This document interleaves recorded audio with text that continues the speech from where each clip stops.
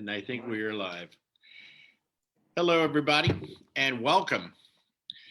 Welcome. My name is Dave Saunders, and this is the international headquarters of Madison+Main at the corner of First and Cary in beautiful downtown Richmond, Virginia, where the sun is finally poking through a cloud in the sky, which gives me wonderful lighting. It makes me look beautiful because I wanted to look beautiful today for my good friend. Hold on, Beth, I've got the sound effects. I'm going to introduce you, the Executive Director of Housing Families First.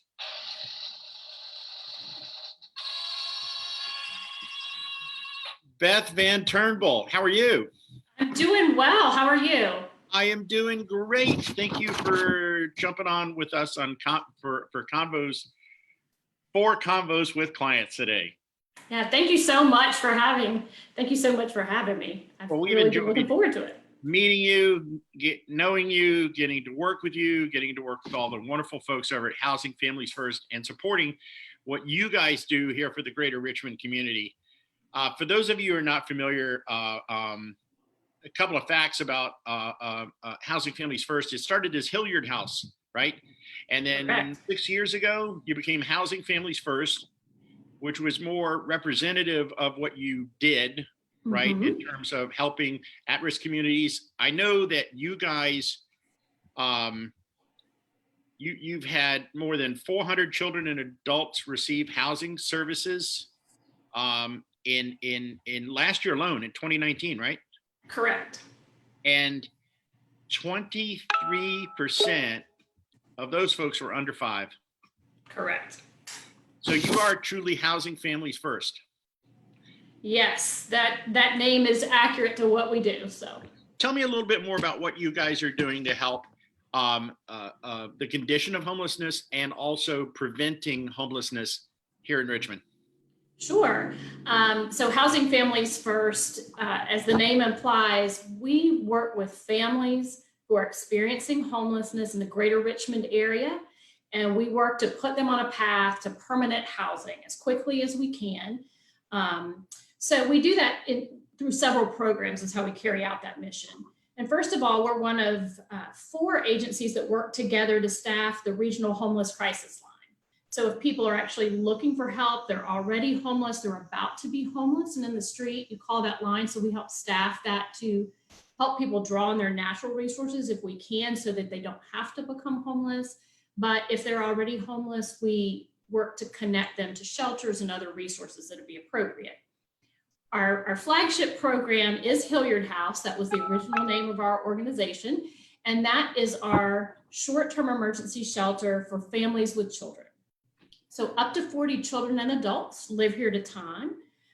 Each family gets their own bedroom and bathroom. So that's unique in greater Richmond. And 75% of those folks move directly out of shelter into a permanent home. So we're proud of that. And so it's not just about shelter, although we try to make it an environment, a welcoming, safe environment, but it's about a path to permanent housing. And one of the, yes. No, I want to pick up on that. And this goes to the core. I think one of the reasons why we were so fascinated with the work that you guys do is a lot of organizations that are charitable in nature seem to treat the symptoms of something rather than treat the root cause of something.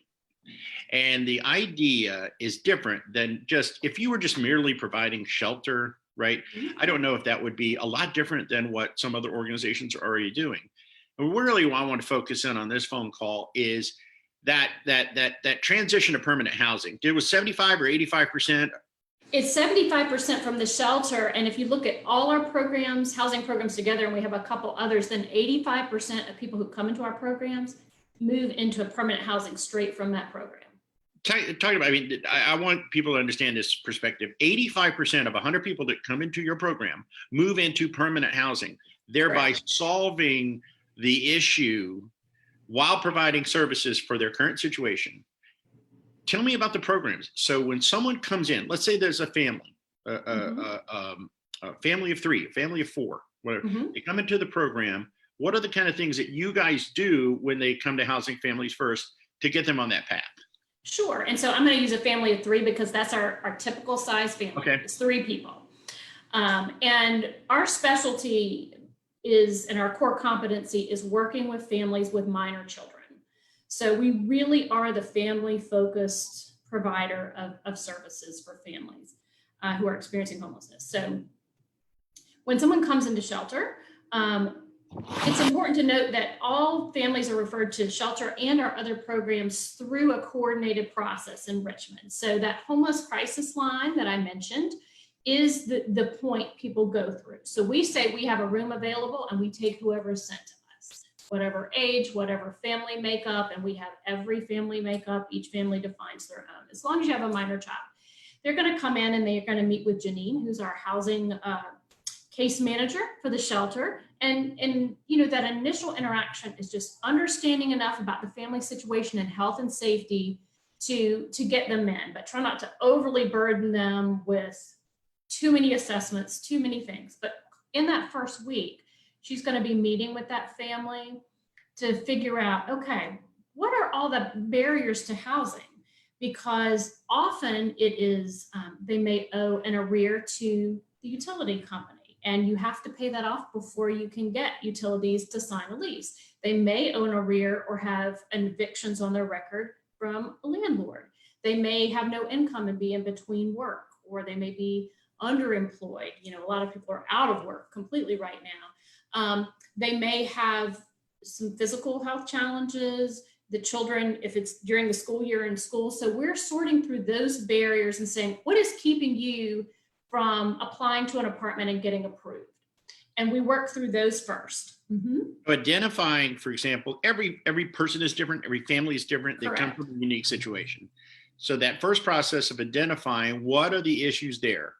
And then would it be fair to say you customize a plan for them to make sure that you're bringing in the resources to make sure that they're successful? And that's what, you know, it's not cookie cutter. It truly is customized, because every family, while there's some similarities and challenges people have sometimes, they have their own assets, strengths, income, community support network, and it's working through, what do you need? And we only engage as much as the family needs and wants us to get them to that permanent housing quickly. So when you're looking at so expanding services, because unfortunately the trends, especially in the last few months, massive unemployment at the highest rate since the Great Depression, right? People in the food service sector, blue collar jobs disappearing. Folks that were living paycheck to paycheck didn't get that paycheck. Are you seeing a new influx or greater need in the last 3 months that you saw prior to COVID-19? I think what we've seen is, you know, we always stay, you know, full. But what we've seen is a lot more attention placed on homelessness, because it wasn't just about that individual family's health and safety, but the safety of the whole community. If people didn't have a place to stay and they're out in the community and they're exposed to COVID and they expose others. So we've seen a real need for, as a group of providers in this region, getting people into short-term hotel stays as well as shelter, so nobody was unsheltered. And what we've seen in one of our other programs, which is called Rapid Rehousing, which is really us helping people to quickly identify what rental homes might meet their needs, where, often provide financial help to get them in and then help them stabilize. And what we've seen in that program is many people who just recently were rehoused in an apartment, and they typically are taking on more and more of their rent each month over 4 to 6 months, and then we're out and they move forward. People have lost those jobs because, as you mentioned, a lot of our folks work those jobs that are hospitality, service, frontline businesses that have not been able to operate necessarily. So they've lost their income and they can't take on, you know, larger portions of the rent and become independent. So we're planning to work with them a little longer than we typically would, and to provide a little more subsidy than we typically would. It's still a short-term program, but we don't want people to lose the housing they just got because they've Right. lost a job and not been called back to work.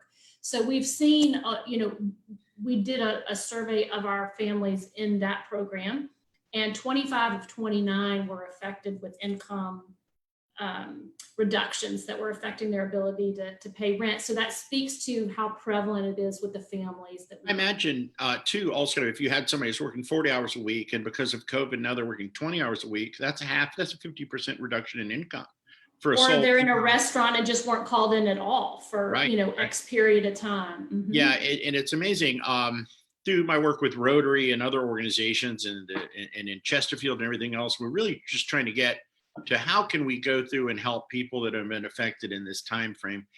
One of the things I want to talk about is, I guess, we're basically so you've got a couple of programs now, right? You mentioned that a few minutes ago. We've got Hilliard House Shelter, which houses folks, and you're sitting there today, right? Are you over? I'm in my office at Hilliard House, yes. And then you've got Building Neighbors, which is the wrapping rehousing that I just talked about. Mhm. that you just talked about, and that also utilizes area hotels and other partners to get people rapidly rehoused in an emergency situation where they're. And they have the lease in their name, so it is both largely private market apartments that we are working Nice. with landlords to move people in. So truly, once we provide some short-term help to stabilize and make sure they're connected to resources and income, they take over, the lease is in their name, so they just continue on their own.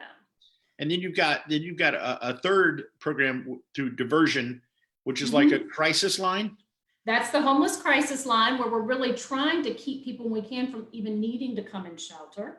So first of all, I would be a terrible marketer if I didn't say, what is the line? Where do people go? Sure. Okay. This is important. If you or someone is in a housing crisis, you are imminently at risk of becoming homeless or already are, you want to call 804-972-0813. And you will have to leave a message because they're working remotely, but they call people back same day. Leave a message. Okay. That is your main resource. I imagine that my number one guy here, Mr. Fair, has probably already put that in Facebook already for you. And if he didn't do it, I bet my number two guy, Mr. Brockwell, did. Yeah, he's saying, like, he's been demoted. He's number two now. Anyway, they're both helping here today, setting up everything and whatever else. But also, these guys, they're friends of Housing Families First, and very much so. Hard for you guys over the last few months, and since our time together too. I know that it's probably a very expensive proposition to run these programs. I mean, obviously, first and foremost, I guess most of the budget goes to Hilliard House. You got to house them, you got to feed them, you got to have those support personnel, right? Correct. Running the line, right, and then also getting the program together with Building Neighbors, but. So first of all, money, right? I mean, let's just always get facts. Because money really is, the solution to homelessness is housing, and housing costs money. That's just a reality. Right.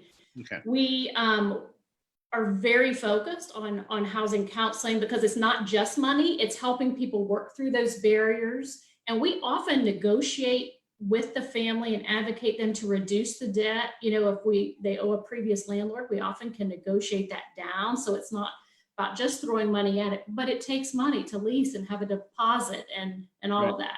One of the things I was thinking about is that I give my dollars to charity. I want to make sure that they're effective, right? So we want to make sure that that the organization is run well. By the way, your organization is run very well. I know that. The dollars are going to go. But also, part of the thing is, if you think about charitable dollars being given in a way that you affect a symptom as opposed to a root cause, it is a charitable one-way kind of contribution. What I love about you guys is I look at it as if I give you a donation, okay, and then you have an 85% return on that investment by getting those people into permanent housing. That's incredible. Impact on the economy. Yes. Impact on public safety, right? Yes. Impact on public health. And just the right thing to do to keep families together, right? And then set them on the path of becoming productive folks, tax-paying citizens, and great members of their community. I can't think of a better, quite honestly, a better investment in RBA. I mean, And it really is an investment in jobs and transportation and in schools. We focus with families with minor children, they attend school and they're in schools throughout the region. It's not one or two schools where everybody goes. They are truly in schools around Greater Richmond. And having stable housing is an academic strategy and it's an attendance strategy. And the last program that we just launched, and we launched it several months early because of COVID-19, is our partnership with Richmond Public Schools for all those families, all those students in their school system that are experiencing homelessness, living in hotels that they're about to lose, maybe due to COVID-19 pandemic, economic downturn, or doubled up. And the school system and the partnership, they said, for us, partnering with you to get families in stable housing is an attendance strategy, because chronic absenteeism ends up being one of the big predictors of whether you finish school, whether you graduate, how you do. And so, we want people to know that housing for families really affects how our classes and our schools do. It makes sure people can be stably housed and get to work. And our folks, in that short time they're with us, which has typically been 6 months or less, and in the shelter it's usually 2 months or less, about 25% increase their income during that time. And it's not a lot of time, but we tabulate on average how much people, and it's tens of thousands of dollars combined across our residents. And while that's not $1 million, that's money that goes right back into the community, because these people are not making so much that they can save a lot, unfortunately, but they're going to be paying their rent, they're going to be buying groceries, they're going to be buying basic supplies and needs. And that really is the economic impact you talk about. Let me ask you about this too. So you mentioned Richmond City Schools, for example, and being in partnership with them, and a retention strategy, I guess, really for keeping kids in school because they're in permanent housing. Okay. So, and they attend schools to get better grades. That's another kind of investment that pays dividends years later, right? In terms of your service area, okay, are you serving folks in Richmond, Chesterfield, Henrico? I mean, how big is the service area? Where are the folks coming from that maybe through the crisis line that then you're bringing over there and helping out? Sure. It's the city of Richmond and the 7 surrounding counties plus the town of Ashland. So it includes New Kent, Charles City, Powhatan, Goochland, Henrico, Hanover, Chesterfield. And about 60% typically come from the city of Richmond who became homeless there, then Henrico, then Chesterfield, and every place else. But we do get people from all over. So it's not, just happening in one neighborhood or one place. It's across Greater Richmond. And so we serve all of that with the shelter and with our, permanent housing through Building Neighbors. It was really neat after working with you guys, and just actually understanding through the crisis line and how that referral process works. We were here, it might have been a year ago. We had a mom, a son and a daughter in a truck. They were in our parking lot. They showed up at 5. They stayed till 6 in the morning. They were, buying groceries, I guess, at the 7-Eleven. It was obvious they didn't have permanent housing.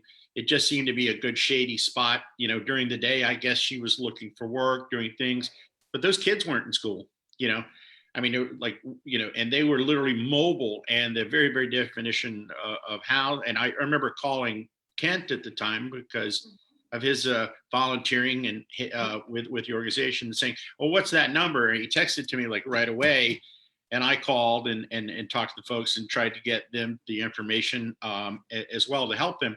I don't know what I would have done prior to that. I didn't even know that this kind of program existed.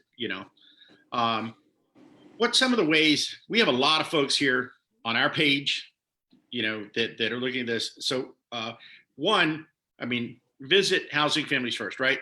Think about making a donation. But what are other ways to help? Can they help spread the word, right? Absolutely. And for us, that's one of the biggest things, because we are the largest provider of shelter for families with children in the region. We do a lot of work, but we are not the biggest game in town. We're not a household name, except within our own realm of homeless services. So looking at our website, telling somebody about us, that is really important to us. Following us on Facebook and Instagram, because we post a lot there about what's going on. And there's all kinds of ways, even in the pandemic, to get involved. We are very reliant on in-kind donations from people as well as monetary donations. So you can look at our Amazon wish list and send us sheets and cleaning supplies. That it's what goes in the room when families move in. They take all their sheets and towels and supplies with them when they move every time, so they can set up their place. And so we're always replenishing, that. And we even have some do-it-yourself volunteer activities like snack bags, because everybody knows that, particularly now in the pandemic, everybody loves a snack, and a snack can really take the anxiety out of a situation. When people move in, the kids are there, the parents are there, they're nervous, they don't know what they're coming into. And we have little decorated snack bags for all the kids and the adults too, if they want them. And honestly, as Terry, our director of operations, says, it's hard to be but so sad or anxious with a juice box in your hand. It takes the anxiety down, and everybody can relax enough. Okay, here's a snack, here's some water or some, a juice box. And we give them out every day. It's something people can do at their home. It's something people do at their office. And we just started a little contactless drop off that people can do for things like that. When they get a little grumpy in the afternoon, I give all the kids here a juice box. Yes. And there have been times, I walk by, I'm not a case manager, but there's a kid crying because of a toy or whatever. And I'm like, would you like a snack bag? Because it solves a lot of issues, honestly, for adults and for kids too. But it just gives the parent a chance to take a breath while the kid has their snack. And we give those out every day. And so it's something we always need. And we find that other kids in the community working with their families or their groups are great resources for snack bags, because they know what they like. So they're good at picking out what other kids like, with juice and goldfish packs and things like that. I imagine you need volunteers to help pack snack bags. We do, absolutely. And we're not doing volunteers on site right now because of the pandemic, but we really hope to be welcoming, people back soon, right? In the months ahead.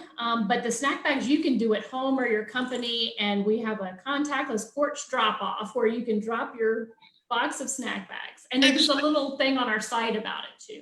There you go. So I'm going to direct you to the site. So one, there's a lot of folks that are on the Madison+Main Facebook page, and a lot of our friends and businesses and partners out there. You're looking for a really good team building exercise. How about making some snack bags for housing families? That's what people use it for. And they do it on, like, they can take a 1 hour lunchtime and have their whole team do it. Great idea. People decorate the bags and sometimes they put in a little note or put in a pack of tissues, or the kind of kid-safe party favor you get at Party City, little character rings and stuff like that. Nice. So it's fun for them, and it's nice for the families here. I want to shift gears here a little bit, and I want to talk about this. One, congratulations. How long have you been with the organization?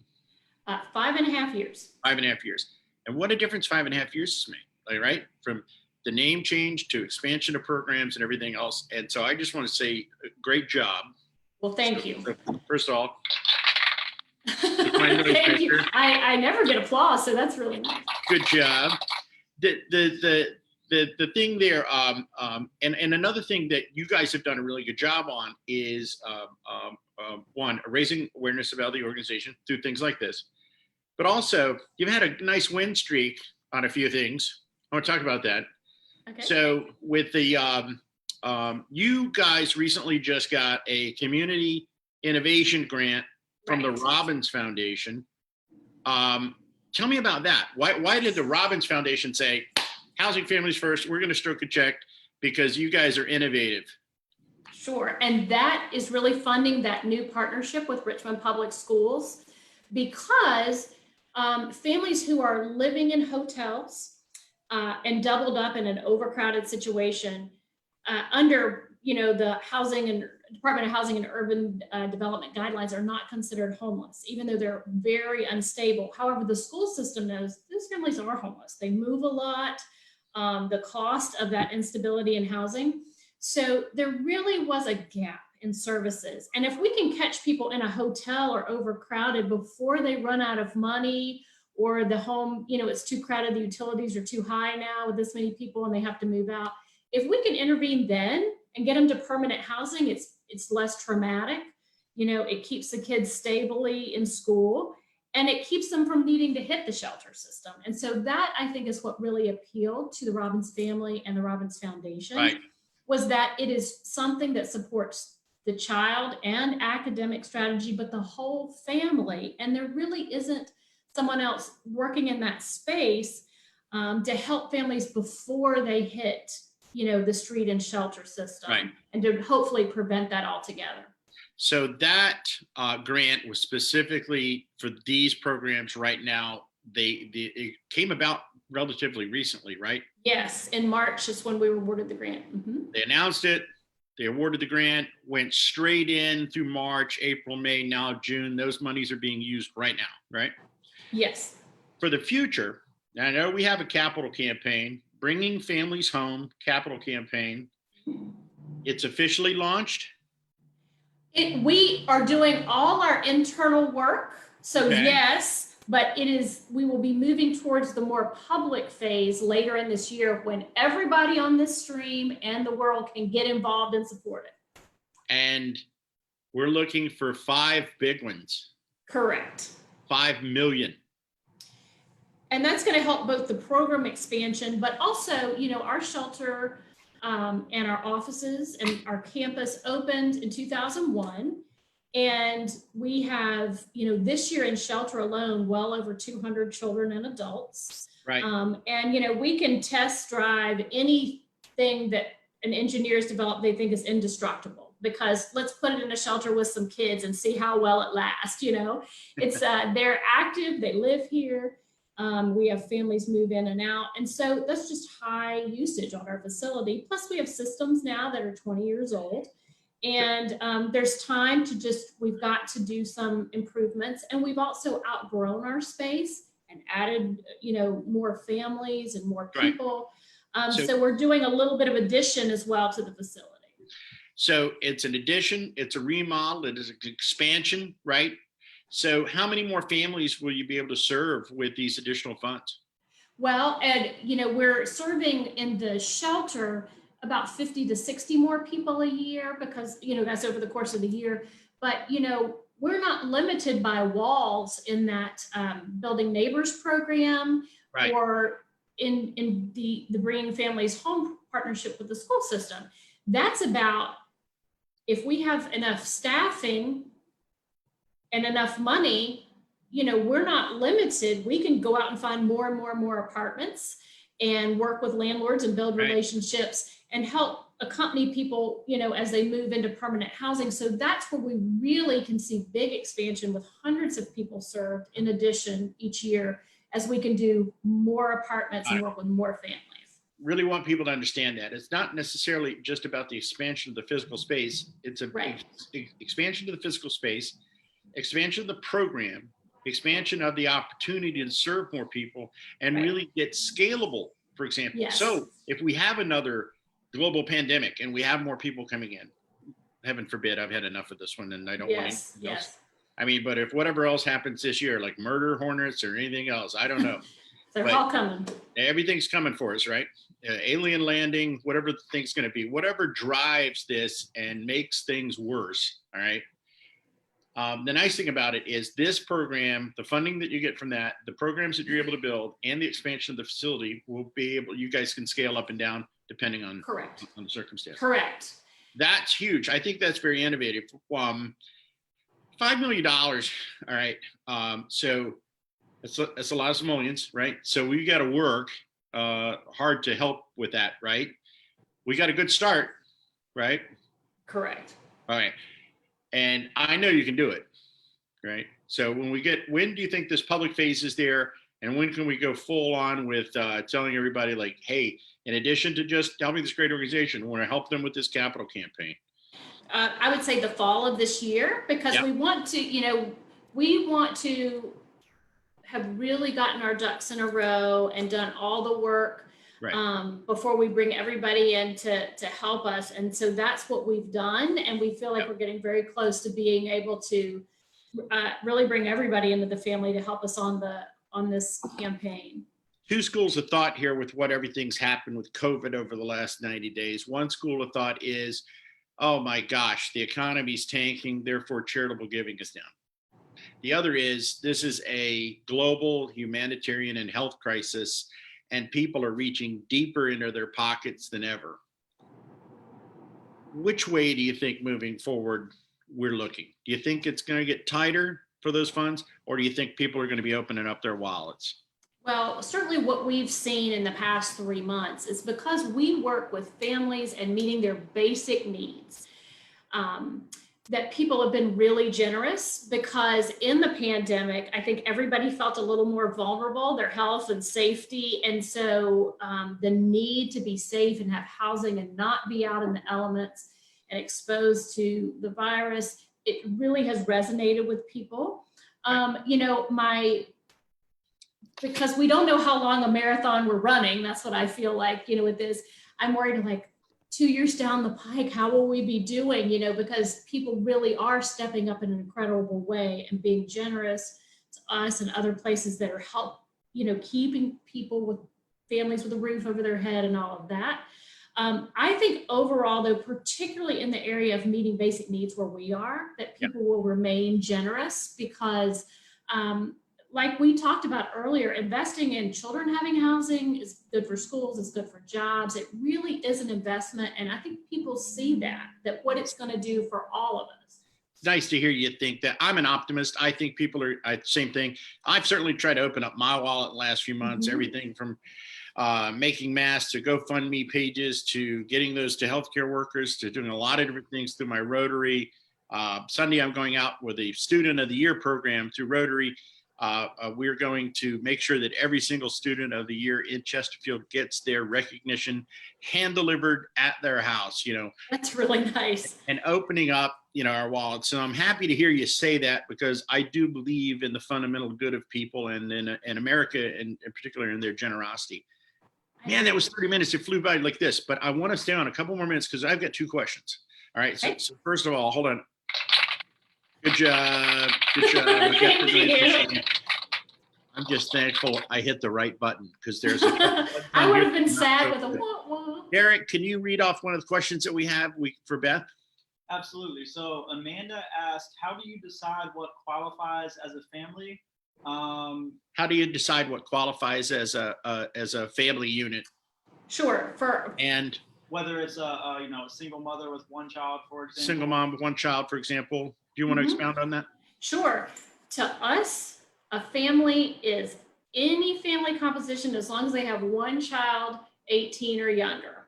Okay. And so people choose what family means to them as long as they have that minor child, because that's what we work with. So we have, 2-parent families, single parent families. Often we have multi-generational families. We have same-sex parents. We have, every composition of family, as long as there's at least one child in the family. And something unique to us because of that, each family having their own bedroom and bath.